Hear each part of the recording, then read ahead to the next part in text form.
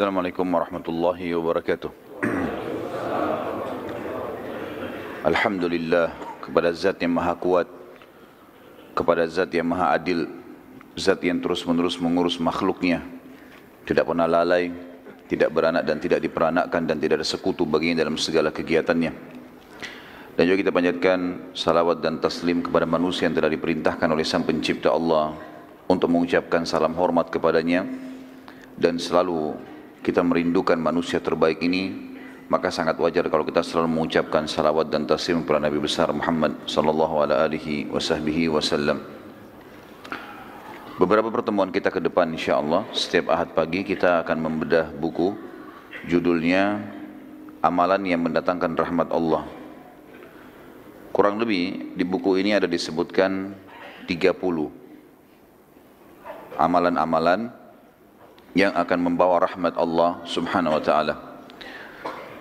Teman-teman sekalian, makna rahmat adalah karunia.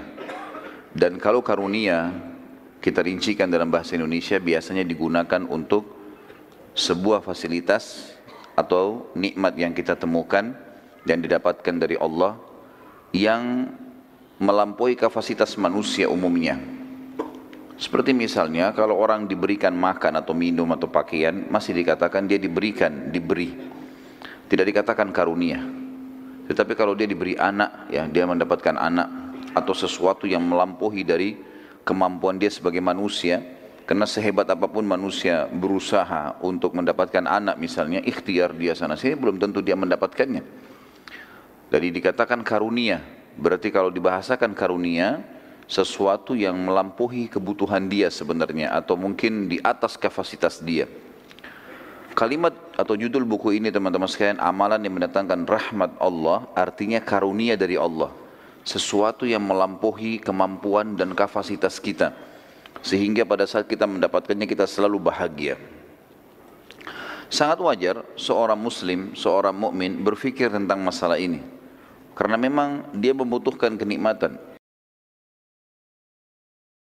Di dalam Islam kita selalu disuruh untuk menjadi orang yang terbaik, bukan menjadi orang yang baik kalau bisa terbaik. Sama dengan istilah dalam agama kita ada afdal dan mufaddal. Kalau kita bisa melakukan amal yang afdal, yang paling maksimal pahalanya, kenapa kita lakukan perbuatan yang mufaddal? Misal sholat duha, afdalnya mengerjakan sampai 12 rakaat. Mufaddalnya minimal 2 rakaat. Kenapa kita nggak ambil yang afdal? Misal masuk ke masjid, datang ke masjid lebih cepat sehingga tidak kehilangan sholat qobliyah, misalnya doa di antara azan dan iqamah. Kemudian fadilah juga sholat tahiyat masjidnya, itu afdalnya. Kenapa kita cari mufaddalnya? Misal cuma datang pas iqamah sehingga luput dari dia banyak fadilah. Luput di antara azan dan iqamah doa, luput sholat qobliyah. Untuk apa ini? Gitu kan? Dia pilih yang mufaddal. Jadi memang Islam selalu menyuruh kita, memotivasi kita untuk mendapatkan yang terbaik. Dan ini sebenarnya bagian daripada mengejar rahmat Allah subhanahu wa ta'ala. Artinya kenapa kita enggak lakukan untuk mendapatkan kenikmatan sementara kita mampu semuanya, bukan tidak mampu. Allah azza wa jalla tidak akan pernah melihat fisik dan paras wajah kita. Hadis yang sudah masyhur menjelaskan masalah itu. Inna Allah la yanzuru ila suwarikum wala ajsamikum walakin yanzuru ila qulubikum wa amalikum. Allah enggak pernah mau lihat paras wajah dan postur tubuh kalian. Dia menciptakan itu. Mau tampan, mau cantik, mau jelek, mau putih, mau hitam, mau tinggi, mau pendek, mau miskin, mau kaya, enggak penting bagi Allah itu. Yang penting adalah Allah azza wa jalla melihat kepada hati dan amal kalian. Apa sih yang sudah dilakukan? Seperti itu kurang lebih gambaran tentang masalah definisi rahmat itu sendiri. Saya tertarik membedah buku ini karena saya melihat poin-poinnya simpel sekali dalam buku ini dijelaskan dan dalil-dalilnya juga jelas. Dan insya Allah mudah-mudahan Allah berkahi ke depannya bagaimana kita merincikan satu persatu poin-poin dari 30 poin ini. Tentu tidak selesai hari ini, saya sudah bilang tadi kemungkinan kita akan lanjutkan beberapa kali pertemuan. Dan saya sarankan teman-teman sekalian untuk selalu membaca tentunya buku, majelis ilmu, itu penting sekali. Karena ilmu akan selalu mengontrol kita. Berada di atas rahmatnya Allah tadi. Selalu kita merasa tentram, merasa bahagia, kebutuhan kita dipenuhi oleh Allah. Tinggal sabar sampai meninggal sudah masuk surga. Gitu. Maka kurang lebih seperti itu. Dan salah satu fasilitasnya baca buku. Dan saya sarankan bagi teman-teman para penuntut ilmu, kalau dia talaki mengambil ilmu dari seseorang dai, seorang ulama, dia gunakan kajian kitab. Jadi dia bukan cuma datang tematik saja. Kalau tematik juga ada penting, tapi lebih penting kalau kajian kitab. Dan kalau dia membaca buku sendiri, maka jangan dia baca kecuali buku-buku kecil saja. Buku-buku kecil yang sudah sering seperti ini yang kita bagi-bagikan. Buku yang judulnya simple, dia membahas salah satu substansial agama kita. Jelas, mudah dia fahami, walaupun dia tidak langsung belajar dari seorang guru gitu ya. Jadi membahas sesuatu yang detail di satu poin, itu penting. Dan ini mudah diselesaikan, mudah difahami. Kalau tidak faham baru kemudian dia tanyakan kepada ustadznya. Kalau dia menjadikan kajian buku ya. Karena banyak orang rajin membaca buku, dia langsung tiba-tiba beli buku-buku yang tebal, buku-buku induk, kemudian itu dipakai jadi bacaan harian. Ini masalahnya bisa difahami atau enggak nih? Karena ilmu yang luas harus diambil dari juga orang yang memahaminya. Ya, kalau enggak berbahaya. Kata Nabi SAW dalam sebuah hadisnya, kalau seandainya perkara dikembalikan bukan pada ahlinya, maka tunggulah kebinasaan. Ini masalah juga ini. Banyak ikhwah-ikhwah kita semangat baca Sahih Bukhari, baca Sahih Muslim tanpa menggunakan guru. Ini masalah ini. Karena akhirnya dia bisa salah fahami hadis tersebut. Mungkin dia baru baca 2-3 hadis, kemudian dia tidak tahu kalau hadis ini sebenarnya dirincikan di footnote-nya, dirincikan di bab lain. Ya, atau ada pendapat-pendapat ulama dalam membahas masalah ini, pendapat para sahabat. Maka dia harus faham. Selanjutnya teman-teman sekalian, kalau baca buku, kalau beli buku, kiat-kiatnya adalah tentu yang paling pertama buka plastiknya. Ya. Ini serius ini. Ya. Karena banyak orang beli buku nggak dibuka plastiknya, langsung disimpan saja di lemari. Jadi buku itu sampai dia mati nggak dibaca itu. Ya. Nggak berguna ini. Kemudian yang kedua baca daftar isi. Jangan langsung baca ke dalam. Lihat daftar isi, karena daftar isi adalah kesimpulan dari bahasan. Ada apa sih di situ? Jadi hal yang simple, 1-2 lembar atau bahkan 1,5 lembar, 1-2 lembar maksimal biasanya. Kalau buku besar mungkin baru sampai 4-5 lembar. Daftar isi itu meringkas, ada apa di dalam sana. Kita jadi tahu, oh ini buku satu lengkap ini semua isinya ini loh. Lihat daftar isi yang paling menggelitik, tanda kutip buat kita. Apa sih yang paling menarik nih? Oh poin ini paling menarik. Tandain, buka. 5 menit saja teman-teman sekalian. Kalau misalnya buru-buru sekali habis beli buku, baca 5 menit saja. Baca salah satu sub judul di situ yang menarik buat kita. Kemudian mulailah kita baca 5 menit. Habis itu tandain. Insya Allah dengan baca 5 menit, 1-2 lembar dari buku itu, kalau kita buru-buru sekali, kalau ada waktu alhamdulillah bisa dibaca. Tapi kalau buru-buru sekali baru kita letakkan di rak. Ini salah satu kiat yang saya lihat dan coba saya praktekin, membuat akhirnya kita penasaran ingin tahu isi buku itu apa. Jadi bukan cuma sekedar judul tapi memang daftar isinya. Seperti misalnya buku ini sangat menarik kalau kita baca daftar isinya. Langsung saja disimpulkan oleh beliau, dikatakan misalnya daftar isi itu kalau pendahuluannya isinya orang-orang yang mendapat rahmat Allah atau al-marhumun berdasarkan firman Allah. Orang-orang yang mendapatkan rahmat Allah atau al-marhumun sesuai dengan sunnah Nabi SAW. Kemudian beliau rincikan masalah itu. Kalau poin pertama, orang-orang yang mendapatkan rahmat Allah sesuai dengan firman Allah, disebutkanlah ada 14 poin. Iman kepada Allah, mentaati Allah dan Rasulnya, mengikuti Al-Quran dan mengamalkan, mendengarkan Al-Quran, diam dan merenungkannya, memohon ampunan, taubat, takwa, bersabar ketika mendapatkan musibah. Kemudian salah satu bahasan beliau adalah sabar terhadap penyakit taun atau kolera. Kemudian jihad dan hijrah di jalan Allah, ihsan, melakukan amalan yang baik, berinfak di jalan Allah, mendamaikan dua orang muslim yang sedang bertikai, bersatu dan berjamaah atau berkumpul, menyuruh yang ma'ruf dan mencegah dari yang mungkar. 14 poin ini beliau masukkan dalilnya sesuai dengan Al-Quran saja semuanya. Jadi kalimat rahmat yang disebutkan dalam Al-Quran di 14 poin ini. Kemudian sesuai dengan hadis Nabi SAW, beliau sebutkan ada 16 poin. Kemuliaan karena bernisbat kepada umat Muhammad SAW, silaturahim, kasih sayang kepada makhluk, mudah saat jual beli dan dalam qadha, ya, atau ketika mengambil hak, menjenguk orang sakit, baik sifat, ya, saat berbicara dan diam, ya.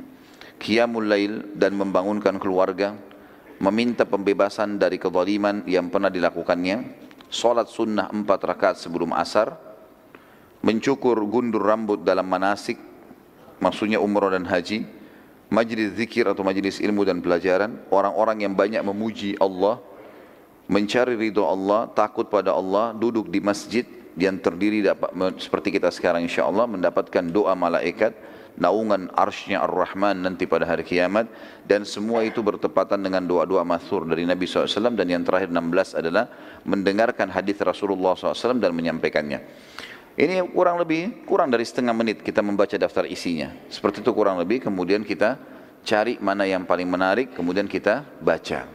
Dan ini sudah pernah saya sebutkan juga teman-teman, metode dalam membaca atau mentadabburi Al-Quran, juga menghafalnya.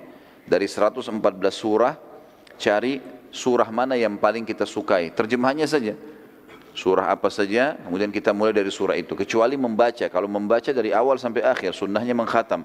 Tapi kalau tadabbur, merenungi maknanya, mengetahui tafsirnya, dan juga menghafalnya, saran saya adalah mencari surah yang paling menarik buat kita. Kemudian kita mulai dari situ, sehingga menghafal dan mentadabburi lebih mudah, sampai insya Allah menyelesaikan seluruh Al-Quran. Kita masuk teman-teman sekalian dengan izin Allah, orang-orang yang mendapatkan rahmat Allah atau al-marhumun berdasarkan firman Allah, dan yang pertama adalah orang-orang mukmin atau iman kepada Allah Subhanahu wa taala. Banyak orang menganggap remeh poin ini teman-teman sekalian. Mereka anggap iman kepada Allah sudah selesai. Sederhana saja begitu. Tapi dia belum pernah memasukkan makna kalimat ini ke dalam hatinya.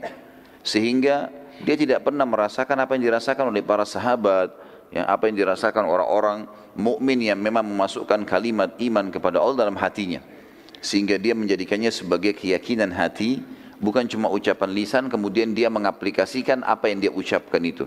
Makna iman kepada Allah teman-teman, meyakini, ya, Allah itu ada dalam hati, mengikrarkan dengan lisan apapun yang Allah perintahkan dia ucapkan dengan lisannya, dan dia juga mengaplikasikan dengan sisa anggota tubuhnya apapun yang diperintahkan.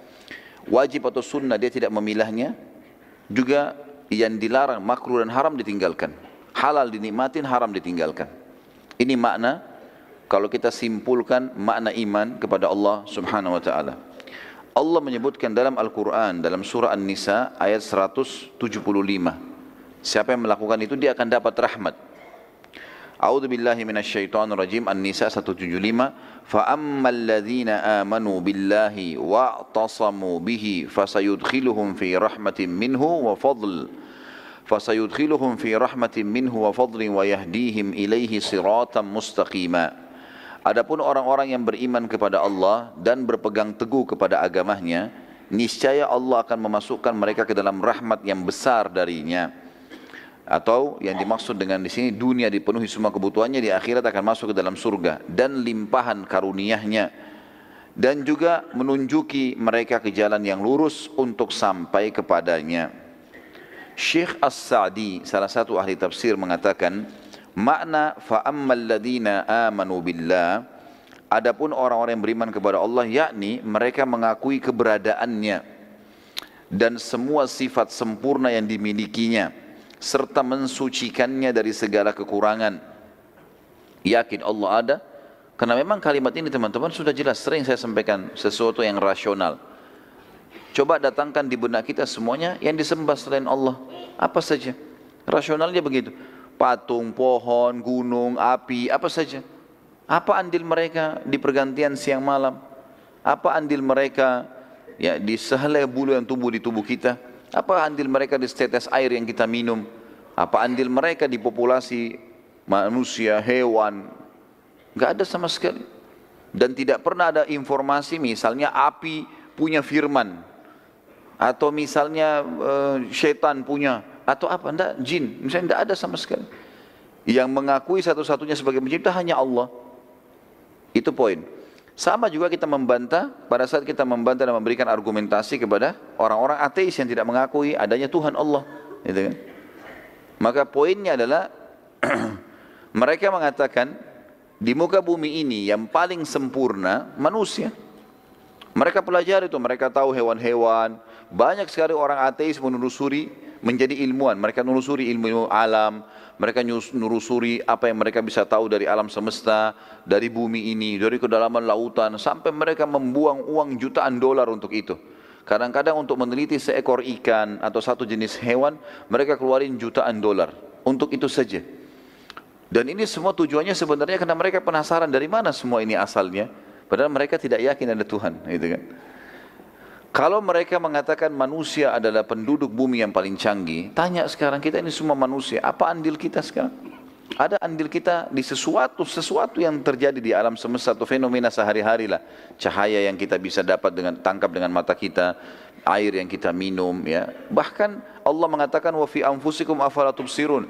Di diri kalian sendiri coba lihat tanda-tanda kebesaran Allah di kulit kita, di kuku kita, ya, di mata kita, di pendengaran kita. Belum pernah ada yang mengklaim kalau mereka yang menciptakan manusia kecuali Allah. Sederhana sekali. Berarti kalau orang-orang ateis yang tidak mengakui Allah mengatakan manusia adalah penduduk bumi tercanggih, terhebat dan seterusnya, apa andil mereka manusia? Apakah ini terjadi begitu saja semuanya? Enggak mungkin. Saya kadang-kadang subhanallah sering meluangkan waktu untuk mentadabburi beberapa fenomena alam. Di antaranya saya sering coba mencari cuplikan tentang hewan-hewan. Berapa banyak ilmuwan mendatangkan kamera yang canggih, mereka pakai helikopter, mereka pakai alat canggih, menyoting hewan-hewan dari atas udara. Berapa banyak jenis hewan di alam, di bumi ini yang melata, yang jumlahnya tidak terhitung. Kuda yang hidup liar, ya, zebra misalnya, atau rusa, atau apalah dari hewan yang besar, dipelajari jumlahnya yang tidak terhingga di hutan, tidak ada yang urus, tidak ada yang rawat, populasinya sendiri jalan. Hewan itu pada saat melahirkan, dalam hitungan 3 menit ilmuwan mengadakan penelitian, 3 menit anaknya sudah bisa jalan dan berlari. Induknya juga yang baru melahirkan sudah bisa berjalan. Dan segala macam hal, kulitnya, ya, corak kulitnya, sifatnya, penglihatannya, pencernaannya, rumit sekali, rumit. Banyak sekali, dan ini tidak mungkin kalau tidak ada pencipta. Orang beriman, disederhanakan, dikerucutkan, la ilaha illallah, enggak ada Tuhan yang menciptakan, mengurus, mengawasi, memiliki dan akan memusnahkan semua yang di langit dan di bumi kecuali Allah. Simple sekali.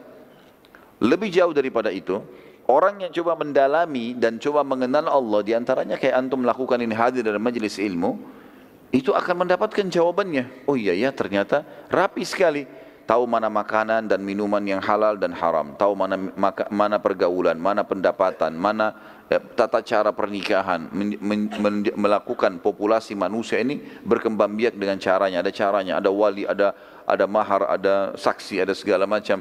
Tahu pakai baju, ada doanya, buka baju, masuk kamar mandi, keluar kamar mandi, dari hal yang kecil sampai hal yang besar diajar semuanya. Dan kita orang-orang yang sudah meyakini dan beriman dengan Allah Subhanahu wa taala ini, dia akan merasakan ketenangan jiwa karena dia tahu, seperti saya sendiri dan teman-teman rasakan. Saya merasa justru aneh kalau melihat orang-orang yang tidak beriman kepada Allah, entah kemana arah hidupnya, enggak jelas. Tapi kita subhanallah tahu dari mana asalnya kita manusia, dari Adam alaihissalam, sampai kita sudah tahu sebab bagaimana Adam alaihissalam juga diturunkan di muka bumi pada saat diciptakan. Kita sudah tahu apa tujuan kita diciptakan di muka bumi. Kita sudah tahu nanti kita akan meninggal. Sudah diajarkan dan disampaikan apa itu meninggal, bagaimana prosesinya, bagaimana alam barzah, nanti pembangkitan hari kiamat, timbangan amal dengan panjang lebar, nanti ada surga dan neraka dan seterusnya. Dari awal manusia sampai akhir nanti kehidupan kita, semuanya lengkap. Orang-orang ateis nggak punya itu. Mereka cuma simpelkan saja, ya sudah, kita ini terjadi begitu saja semuanya, dan nanti kalau mati sudah nggak ada apa-apa, habis begitu saja, dan seterusnya. Makanya di sini mengikrarkan iman kepada Allah adalah sebuah konsep dasar, dan ini tauhid. Setiap orang ada di atas landasan ini maka hidupnya akan bahagia. Dan makna wa'tasamu bihi dari tafsir surah An-Nisa 175, dan berpegang teguh kepadanya, yakni berlindung kepada Allah, bersandar kepadanya, dan berlepas diri dari daya dan kekuatan mereka, serta memohon pertolongan kepada Rabb mereka.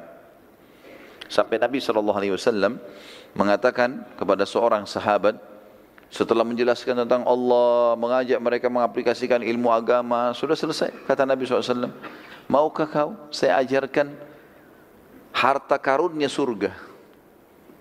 sesuatu yang membahagiakan, inti semuanya kebahagiaan surga nanti, surga nikmat terbesar, inti semua yang merangkum kehebatan dan kenikmatan surga, kata sahabat tentu ya Rasulullah. Kata Nabi SAW, la hawla wa la quwata illa billah. Artinya apa? Kau ikrarkan tidak ada daya dan kekuatanmu kecuali dari Allah. Berpasrah, bersandar kepada Allah SWT, yakin dengan itu. Orang mukmin akan bahagia teman-teman dengan cara ini. Karena dia tahu dia punya Tuhan, bisa dia bersandar. Dia sakit, dia tahu yang ciptakan dia Allah, yang ciptakan penyakitnya Allah, yang ciptakan kesembuhannya Allah. Apa saja dia lagi punya nikmat, yang ciptakan dia Allah, yang ciptakan nikmatnya Allah, yang bisa mempertahankannya adalah Allah. Enggak ada yang lain. Selalu kembali kepada Allah Azza wa Jalla. Ada masalah tinggal angkat tangan berdoa kepadanya, selesai urusannya. Dan kalau ada orang mengatakan, saya ragu dengan Allah karena permintaan saya belum diterima. Ini orang yang perlu ditelusuri teman-teman sekalian, jalur hidupnya. Loh betul. Karena, kenapa? Karena dari semua permintaan kita, kalau kita rentetan hidup kita seharian, itu mayoritasnya Allah kabulkan loh. Contoh misal, bukankah kita tiap hari lapar teman-teman sekalian? Tiap hari lapar, baik tiap hari hilang nggak laparnya? Kalau enggak antum tidak akan hidup sekarang. Kalau kelaparan berarti sudah mati kan? Kita cuma bilang lapar, Allah langsung kabulkan. Tinggal mampir ke restoran, tinggal beli atau ada orang kasih, makan. Kita tiap hari haus, terpenuhi hausnya. Tiap hari kita capek, ngantuk, tidur. Kita pengen pakai baju, ini semua pakai baju. Tidak ada orang yang tidak pakai baju. Mayoritasnya orang semua pakai baju. Pakai baju, pakai sandal, punya kendaraan. Walaupun memang berbeda jenjang ekonomi mereka. Tapi kehidupan kita sehari-hari teman, mata kita butuh cahaya, hidung kita butuh udara, mulut kita butuh suara, telinga kita juga begitu. Kemudian tangan kita bisa menjamah, punya kepekaan, masih bisa memegang dan seterusnya. Nikmat Allah yang sangat besar, banyak sekali. Gitu. Tidak terhingga. Kehidupan sehari-hari juga sudah membuktikan masalah itu. Mungkin kalau ada permintaan kita, minta agar dibukakan rezeki yang luas, misal, atau dibukakan, diberikan satu pekerjaan, atau dilunasi utangnya. Mungkin itu salah satunya yang belum Allah kasih, bukan tidak dikasih loh ya. Belum Allah kasih. Tapi mayoritas kebutuhan kita sudah dipenuhi. Coba pekah memikirkan masalah itu. Kita kalau haus teman-teman sekalian, kemudian haus sekali. Lalu ada orang berikan kita air dingin. Lalu kita pasti, setelah kita minum, haus kita hilang. Terima kasih ya, kita terima kasih sama orang tersebut. Padahal orang itu buat apa sebenarnya? Dia cuma ambil air, dia kasih. Kita nggak berpikir lebih jauh. Orang ini yang sedang mengantarkan, memberikan saya, siapa orang ini? Siapa yang buat kulitnya, siapa yang buat tulangnya, siapa yang buat matanya? Siapa yang ciptakan orang ini? Siapa yang ciptakan air itu? Siapa yang membuat sistem ini ada? Saya punya rasa lapar, dia punya rasa kesian, saya punya rasa haus, dia punya, kemudian saya minum. Dan siapa yang menghilangkan dahaga? Siapa yang membuat cairan itu bisa masuk dan akhirnya menghilangkan dahaga? Dan kalau kita rentet semuanya dari mana? Yang tidak mungkin sistem ini terjadi begitu saja tanpa ada penciptanya. Sementara Allah Azza wa Jalla dengan kemahamurahannya hanya menyuruh kita menikmati dan berterima kasih. Itu saja. Lapar silakan pilih yang kamu suka. Tapi halal ya, makan. Kunyah, nikmati, telan. Habis itu selesai. Enggak ada urusan kamu. Masuk dalam tenggorokan kita, semua diproses alami. Selesai. Gitu kan? Yang mana jadi kotoran, yang mana jadi nikmat, ya. Yang mana jadi energi maksud saya. Ini semua sudah diatur dengan sistem. Yang tidak dibutuhkan tubuh dibuang. Kita tiba-tiba punya rasa mules. Kotoran yang luar biasa berbahaya, berbakteri. Diciptakan sistemnya oleh Sang Pencipta Allah. Bagaimana dia membuangnya. Dia merasa mules, dia tidak bisa tahan, kemudian dia harus buang. Misal. Terus begitu. Roda kehidupan berjalan. Dan ini semua sistem dengan begitu rapi teratur. Kemudian dikatakan fasayudkhiluhum fi rahmatin minhu wa fadl. Yang artinya niscaya Allah akan memasukkan mereka ke dalam rahmat yang besar. Rahmat di dunia diberikan karunia yang luar biasa dan di akhirat masuk surga. Dan limpahan karunia yang banyak, yakni Allah akan melimpahkan kepada mereka dengan rahmat yang khusus. Lalu memberi mereka taufik untuk melakukan kebajikan-kebajikan dan memberikan pahala kepada mereka. Allah memudahkan dia hidup, Allah yang pandu dia mana baik mana buruk, Allah juga yang memudahkan dia punya energi, punya kesempatan, punya waktu untuk mengerjakan kebaikan dan mengejar apa yang telah Allah janjikan buat mereka. Sudah itu dikasih pahala yang sangat besar. Serta menghindarkan mereka dari bencana dan perkara-perkara yang tidak menyenangkan. Berapa banyak masalah yang kita hadapi dalam seharian teman-teman sekalian, yang kita berhasil lolos darinya. Kalau kita mau bicara masalah manusia ini, melindungi diri mereka repot sekali loh. Teman-teman yang suka pakai motor misalnya, kita jalan. Kalau helmnya tidak, mungkin kadang-kadang kita angkat kacanya atau tutupan plastiknya, misalnya tutupan matanya kita angkat, maka terbuka, udara dengan sangat kencangnya kena ke wajah kita. Kira-kira teman-teman, ada jaminan kita nggak kena bakteri, kita nggak kena batu, nggak kena pasir atau? Tapi selama ini tidak ada masalah. Orang jalan. Dari mana kita bisa dapat jaminan teman-teman? Ini kalau ada racun misalnya di udara, terkontaminasi dengan udara, lalu dihirup oleh manusia, yang tiba-tiba dia bisa meninggal. Padahal kita ini hidup, jalan ke sana, jalan ke sini, semuanya terjaga sebenarnya dengan rapi. Ya. Bagaimana manusia tidak memikirkan masalah itu?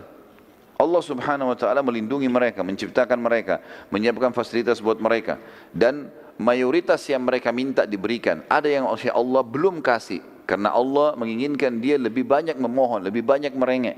Gitu kan? Cobaan pun kalau datang kepada mereka lebih banyak nikmat daripada cobaan. Terbukti dari sepanjang hidup kita, teman-teman yang hadir di sini. Mana lebih banyak? Kita sehat atau sakit? Lebih banyak kita sehat. Sakit itu jarang sekali. Ada orang sakit iya di akhir hidupnya mungkin, ataupun kalau sakit dalam setahun, tahun depan dia sakit flu, demam, seminggu. Tapi 365 hari yang lalu dia sehat. 1 tahun Allah SWT berikan nikmat.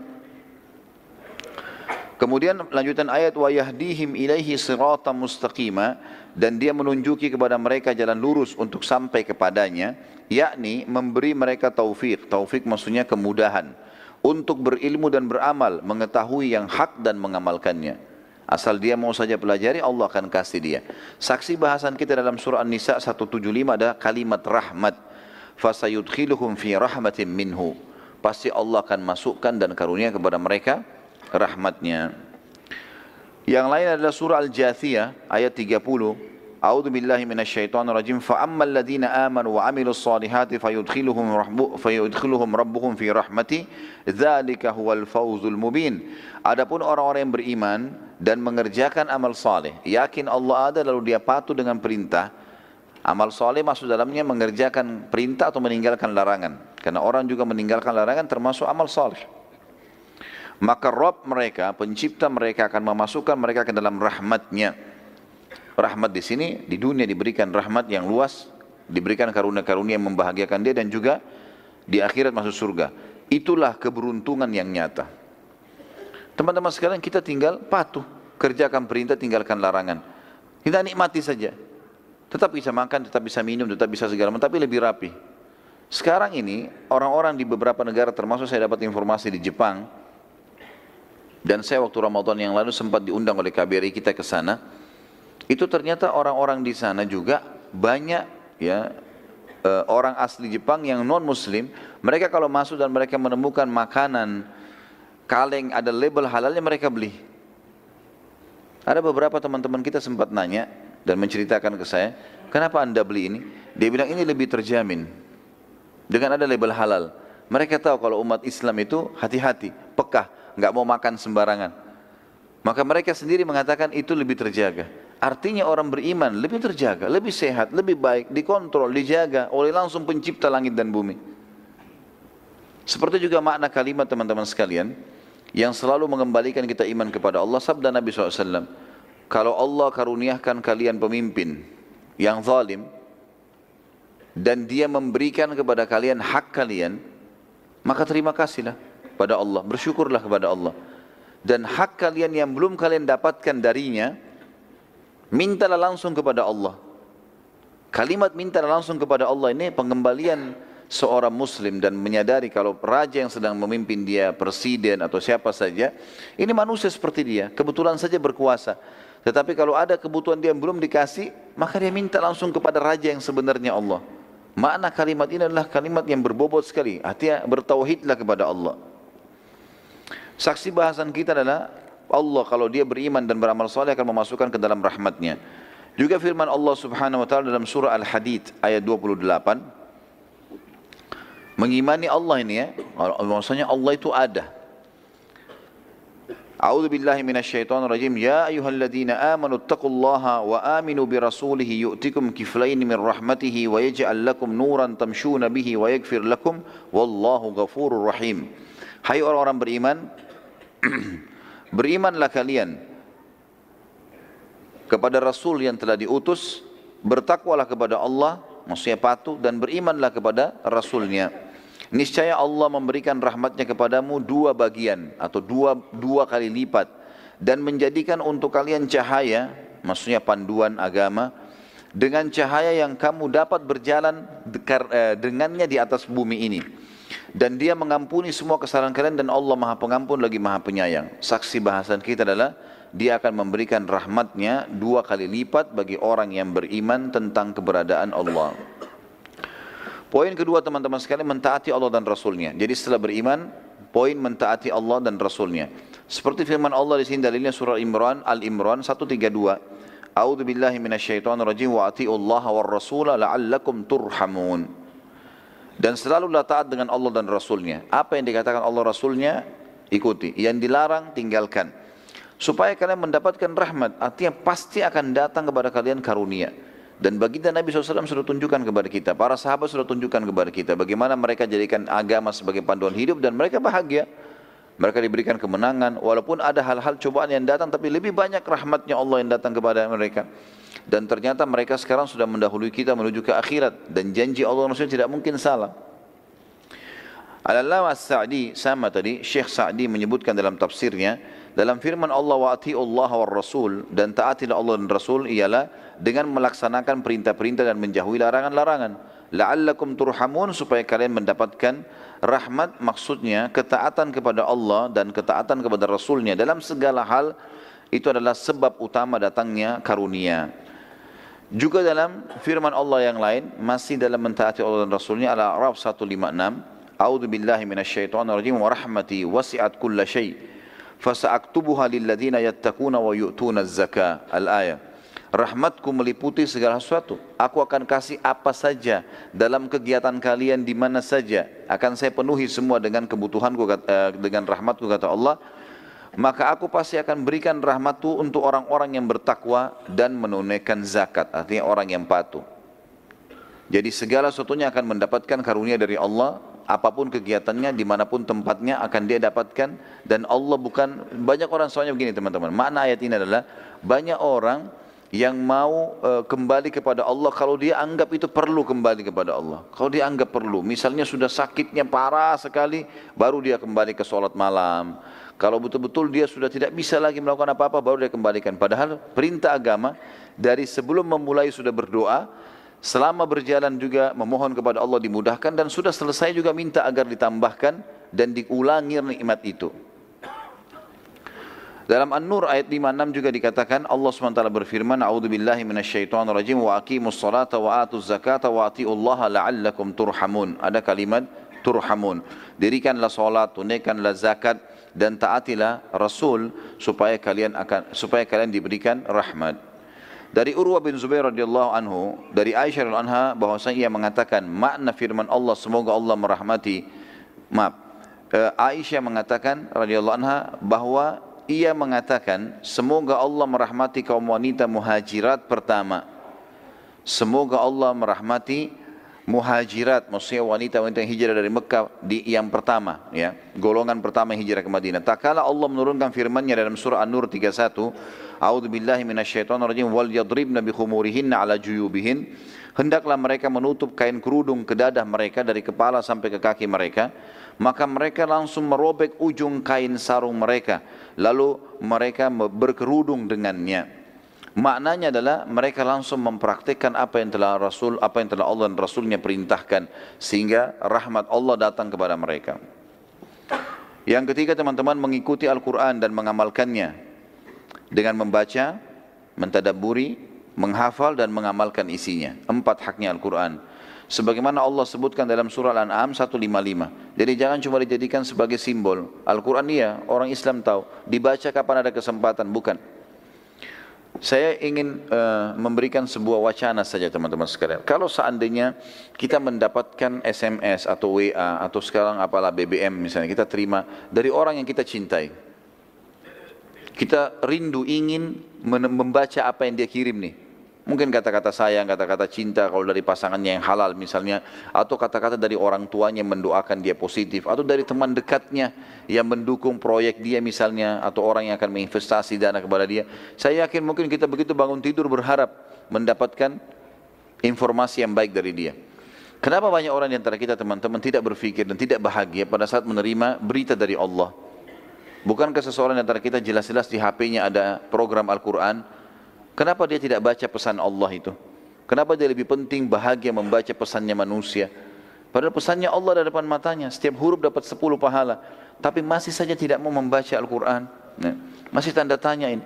Para sahabat sampai menjadikan Al-Quran sebagai sahabat mereka. Walaupun sudah hafal, mereka tetap membacanya, mereka tetap mengkhatamnya. Ya.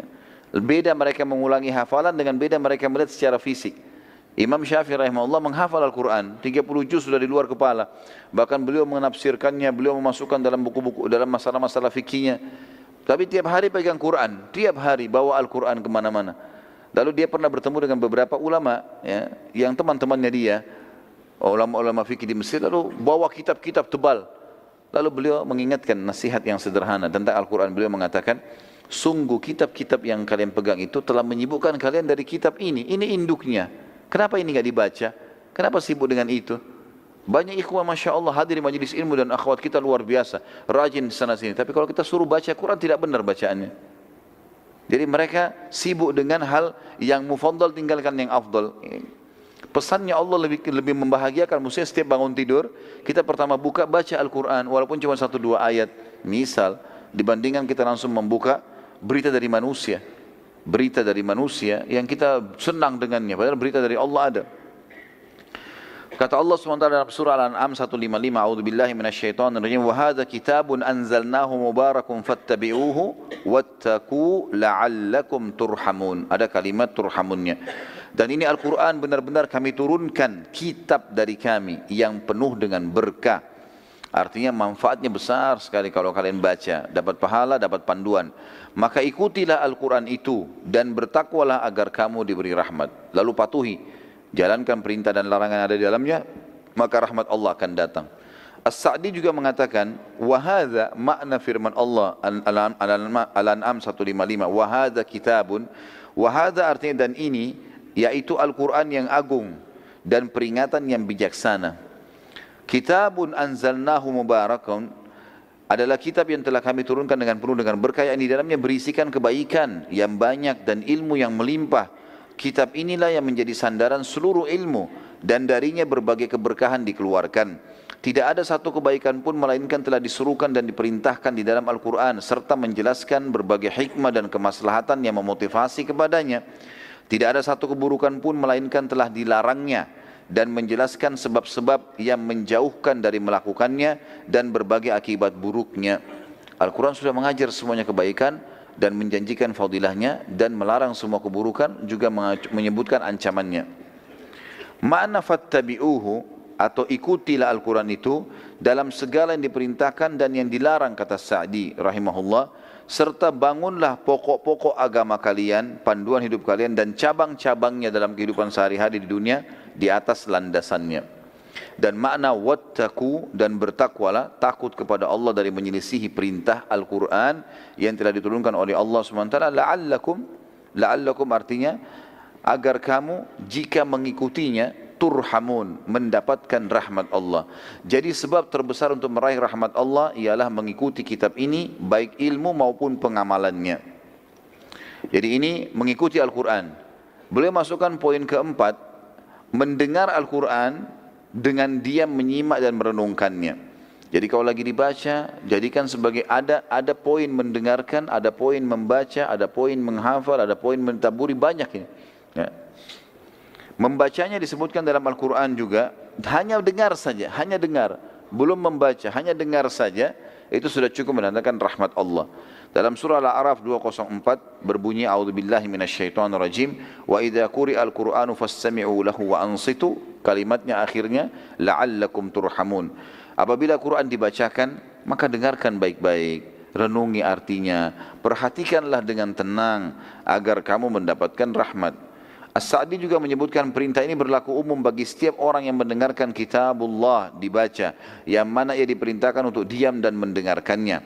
Perbedaan antara istima' mendengar dan insat, diam sambil merenungi, bahwa insat itu pada zahirnya ya, dikatakan wa ansitu, dengan tidak berbicara dan tidak menyibukkan diri dengan sesuatu yang dapat melalaikan dari mendengarkannya.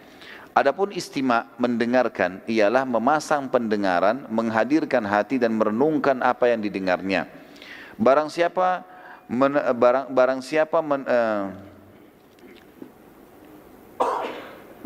barang siapa yang menapi dan memilah dan memahami dua perkara ini, ketika kitabullah dibaca, maka dia dengar, kemudian dia diam sambil merenungi, maka segala macam ilmu yang bisa mendatangkan iman akan Allah limpahkan dengan sangat luas ke dalam hatinya. Perintah agar diam dan mendengar Al-Quran yang paling ditegaskan kepada orang yang mendengarkan ialah diam dan mendengarkan dalam sholat dan bacaannya pada saat sholat bacanya dijaharkan. Ketika imam membacanya maka ini diperintahkan untuk diam. Sampai-sampai sebagian ulama mengatakan diamnya seseorang lebih utama daripada membaca Al-Fatihah dan selainnya. Juga dikatakan oleh sebagian ulama tentang masalah poin ini, bagaimana seseorang muslim menjadikan sebuah pelajaran, kalau mendengar Al-Quran saja sebuah ibadah dan bisa datangkan rahmat, bagaimana dengan orang yang lebih jauh lagi, dengarkan, hafalkan dan mengamalkannya, maka jauh lebih besar manfaatnya dan bisa mendatangkan rahmat Allah. Allahu alam. Kita berdoa kepada Allah SWT semoga majelis kita diberkahi olehnya dan dijadikan sebagai tambahan amal kita pada hari kiamat, dan juga semoga semua amal yang pernah kita kerjakan dan akan kita kerjakan sampai menjelang ajal tiba nanti diterima dengan kemahamurahannya, dan semoga semua dosa yang pernah kita kerjakan tentu dengan rahmatnya yang sangat luas Allah, semoga kita berharap bisa diganti menjadi pahala. Dan juga kita mendoakan agar Indonesia secara khusus dan seluruh wilayah muslimin diberikan kemakmuran, ketentraman, diluaskan rezekinya dan dikembalikan seluruh penduduknya dan pemimpinnya kepada Al-Quran dan Sunnah. Dan kita berharap Indonesia menjadi contoh bagi negara-negara yang lain. Dan semoga saja saudara kita di Palestina, di Syria, di Yaman, di Irak, di Myanmar, di Ahsa, dimanapun mereka berada sedang tertindas, semoga Allah ikhlaskan niat mereka, terima para syuhada mereka, mulakan Islam di tangan mereka dan tangan kita semua, dan semoga Allah partisipasikan kita bersama mereka di pahala baik dengan doa dan harta juga dengan jiwa kita. Dan semoga Allah dengan kemahamurahannya yang saya yakin sedang melihat kita sekarang, karena Dia Maha melihat, dan mendengar kita karena Dia Maha mendengar, agar menyatukan kita semua di surga firdausnya tanpa hisab. Mari kita di majlis ilmu yang mulia ini. Pada benar dari Allah, kurasa dari saya mohon dimaafkan. Subhanakallahumma bihamdika asyhadu an la ilaha illa anta astaghfiruka wa atubu ilaik. Wassalamualaikum warahmatullahi wabarakatuh.